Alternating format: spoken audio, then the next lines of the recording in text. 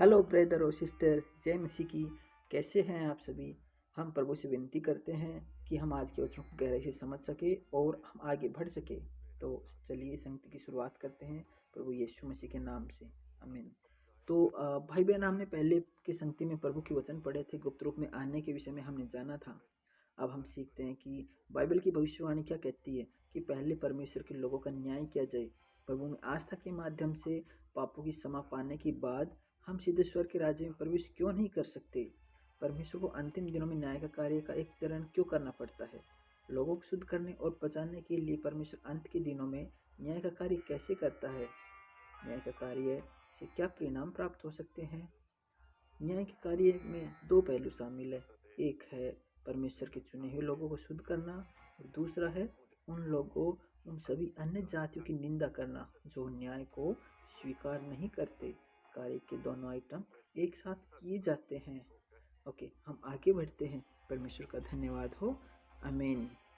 तो परमेश्वर का वचन क्या कहता है कि प्रभु यीशु ने कहा, उस दिन या उस घड़ी के विषय के बारे में कोई कुछ नहीं जानता, न स्वर्ग के दूत न स्वयं पुत्र, न स्वर्ग के दूत न स्वयं पुत्र, केवल परमपिता जानता। तो परमपिता जानता है, मत्ती 24:36।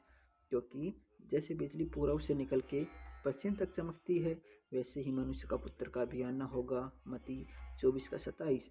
क्योंकि जैसे बिजली पूरब की आकाश की एक ओर से कौंध कर आकाश की दूसरी ओर चमकती है, वैसे ही मनुष्य का पुत्र भी अपने दिन में प्रकट होगा।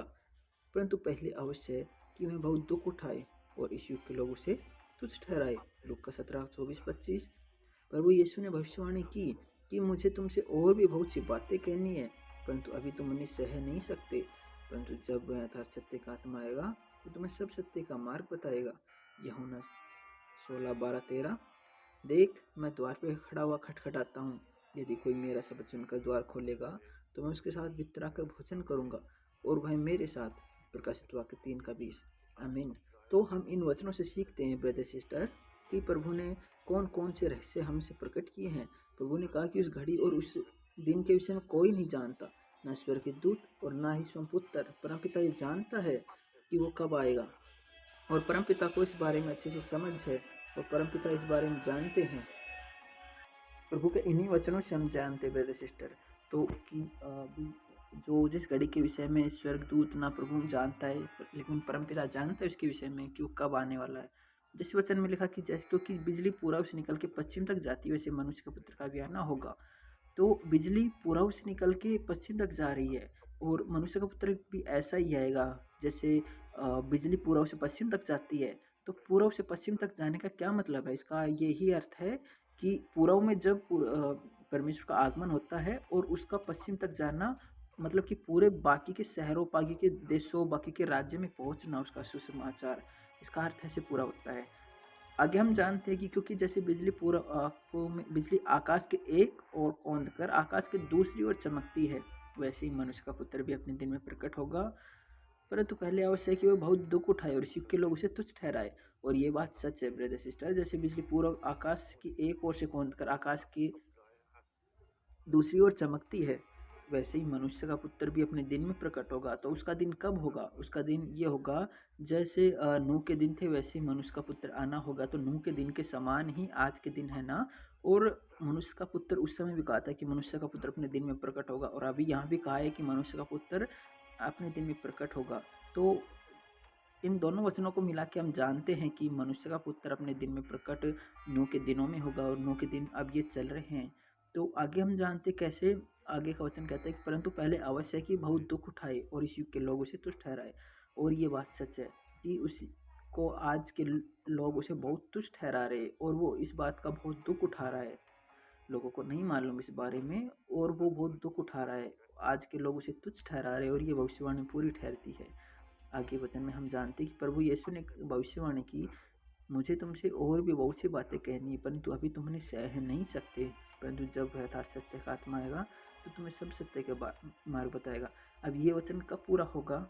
ये वचन उस समय तो पूरा नहीं हो सकता था 2000 साल पहले, क्योंकि उस समय हम इतने विकसित नहीं थे। लेकिन आज हम इन वचनों को सह सकते हैं और सत्य का आत्मा आज इन वचनों को पूरा करता है और बहुत सारी बातें बता रहा है जो हमें जानने की आवश्यकता है। ये आगे के वचन में हम बढ़ते हैं तो जानते हैं कि देख, मैं द्वार पे खड़ा खटखटाता हूँ। यदि कोई मेरा शब्द सुनकर द्वार खोलेगा तो मैं उसके पास भीतर आकर भोजन करूँगा और वह मेरे साथ। तो द्वार पे खड़ा खटखटाने का मतलब ये होता है कि वो हृदय के द्वार पे खटखटाता है, ना कि घर के दरवाजे पे। हृदय के द्वार पे खटखटाता है कि उसके पास भीतर आके भोजन करेगा, मतलब कि आत्मिक भोजन देगा, आत्मिक वचन देगा और वह उसके साथ भोजन करेगा और वह उसके साथ। तो यही वचन पूरा होता है। द्वार पे खटखटाने का मतलब ये नहीं होता है कि वो घर पे आके दरवाजा को खटखटा के कहेगा कि मेरे लिए खोल दरवाजा, मैं तेरे साथ भोजन करना चाहता हूँ। ऐसा नहीं होगा। वो आत्मिकता की बात करता है और दिल के द्वार पे खटखटाता है। जो आज हम यहाँ वचन सुन रहे हैं, ये आपके द्वार पे खटखटाया गया है परमेश्वर ने कि आप इसके साथ भोजन करो और वो आपके साथ। आगे के वचन में हम बढ़ते हैं ब्रदर सिस्टर। जैसे वचन में लिखा है कि क्योंकि वह समय आ पहुँचा है कि पहले परमेश्वर के लोगों का न्याय किया जाए। तो परमेश्वर के लोगों का ही पहले न्याय किया जा रहा है आज ब्रदर सिस्टर।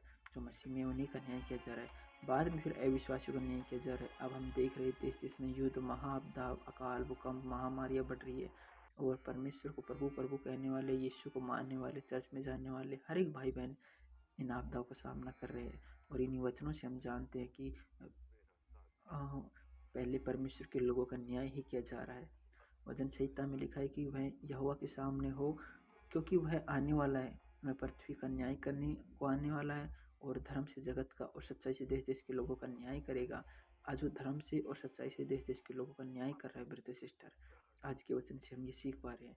वचन क्या कहता है कि देखो, वह बादलों के साथ आने वाला है और हर एक आँख उसे देखेगी, वरन जिन्होंने उसे भेदा था वे भी उसे देखेंगे और पृथ्वी के सारे कुल उसके कारण छाती पीटेंगे। हाँ, प्रकाशित वाक्य 1:7।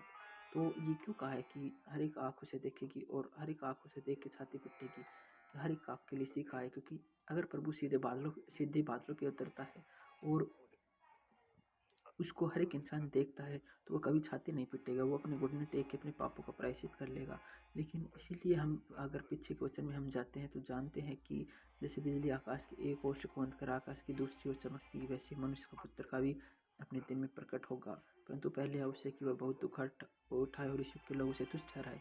तो आज उसे उस युग के लोग उसे तुच्छ ठहरा रहे हैं। उसे नहीं पता है कि परमेश्वर का आगमन कैसे होगा, कहाँ होगा, किस रूप में होगा, कुछ भी नहीं जानते। उसको तुच्छ ठहरा देते हैं, यहीं तक सीमित कर देते हैं कि बाइबल को अपने तकिए के सहारे लगा के सो, बाइबल को पूजो, पास्टर की धोख खाओ, पास्टर को पूजो क्योंकि पास्टर परमेश्वर है। मतलब उन लोगों ने पूरी तरह से मन गढ़ंत कहानियाँ बना ली है और पास्टर खुद की महिमा करवाता है, परमेश्वर की नहीं। लोग चर्च की पूजा करते हैं, परमेश्वर की नहीं। लोग बाइबल की पूजा करते हैं, परमेश्वर की नहीं।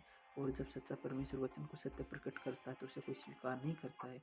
वो सिर्फ 7 दिनों में एक बार संडे को चर्च में जाके बोलते हैं कि प्रभु का हम स्वागत करते हैं, प्रभु को मानते हैं, लेकिन 6 दिनों तक एंजॉय करते हैं जीवन का। तो क्या ये सच्चाई है ब्रदर सिस्टर? आप खुद गहराई से मनन करिए इस बात पे। ऐसा नहीं है।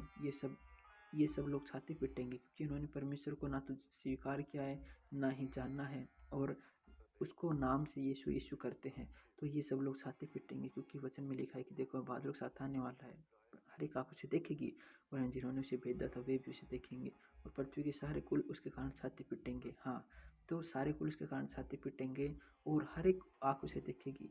ये कब आएगा? पहले वो न्याय करेगा लोगों का और अपने लोगों को शुद्ध और पवित्र करेगा। जो उसके शुद्ध और पवित्र हो जाएंगे, वचनों को स्वीकार कर लेंगे, वो उसके राज्य के प्रवेश के योग्य हो जाएंगे। और जिन्होंने उसको तुच्छ ठहराया है, जिन्होंने उसको स्वीकार नहीं किया है, जो अंत के दिनों के वचन को पूरा करता है कि देख, मुझे तुमसे बहुत सी बातें कहनी है मगर अभी तुम उन्हें नहीं सह सकते। जब सत्य का आत्मा आएगा तो तुम्हें सब सत्य के मार्ग बताएगा। तो आज वो सत्य का आत्मा बहुत सी बातें कह रहा है, वो बहुत सी वचन बोल रहा है। अगर ये नए वचन नहीं होंगे, वो सत्य का आत्मा को स्वीकार नहीं करेंगे, तो वो छाती पीटेंगे। आगे के वचन में हम जानते हैं लिखा है कि क्योंकि वह समय आ पहुँचा है कि पहले परमेश्वर के लोगों का न्याय किया जाए। परमेश्वर के लोगों का न्याय किया जाए। आज परमेश्वर के लोगों का न्याय किया जा रहा है। कहते हैं कि पिता किसी का न्याय नहीं करता, परंतु न्याय करने का सब काम पुत्र को सौंप दिया है क्योंकि वह मनुष्य का पुत्र है। तो न्याय करने का सब काम किसे सौंपा है? मनुष्य के पुत्र को सौंप दिया है और यह सब काम मनुष्य के पुत्र को सौंप दिया है। इसी तरीके से हम ब्रदर सिस्टर हम जानेंगे कि परमेश्वर का न्याय कैसे होगा, न्याय कैसे करेगा और कौन लोग हैं जो मसीह का स्वागत करेंगे, कौन सी नई बातें हैं जो हमें सुनने की आवश्यकता है ब्रदर सिस्टर। तो अभी के लिए हम इतना ही और आगे की संगति हम जारी रखते हैं। तो आप बने रहिएगा ब्रदर सिस्टर ताकि सच्चे परमेश्वर को और गहराई से आप जान सके और गहराई से आप मनन कर सके और उसका स्वागत करने का अवसर न चूक पाए। और आप बड़ी आपदाओं से बचा लिया जाए। अभी के लिए आप सभी भाई बहनों को जय मसीह की। आमीन।